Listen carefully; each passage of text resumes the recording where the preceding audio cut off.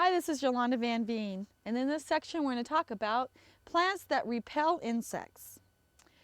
Now, my theory is that there's going to be insects around my garden if I don't use chemicals no matter what, and that's a good thing. All insects have a purpose.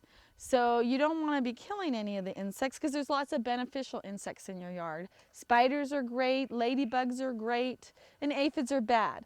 So usually you're going to have insects in your garden if you don't use chemicals no matter what. But there's a lot of plants that you can grow that the insects don't seem to like at all. And by having them in your garden, they kind of avoid the whole area. So a lot of times you can plant the more tender plants that the insects like right next to them, and they won't seem to eat them as quickly. But there's a lot of easy plants. Peppermint is a beautiful plant that insects don't really eat at all. It has an oil that they don't like, and you can even rub peppermint right onto your skin if you're working in the garden and the mosquitoes or the flies and the bugs are near you, and it repels them, so they won't come near you.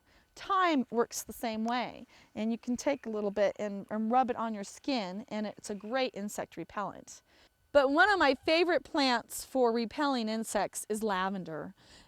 Butterflies love lavender, but other bugs like aphids and mosquitoes and flies don't seem to like it at all. So they seem to avoid it.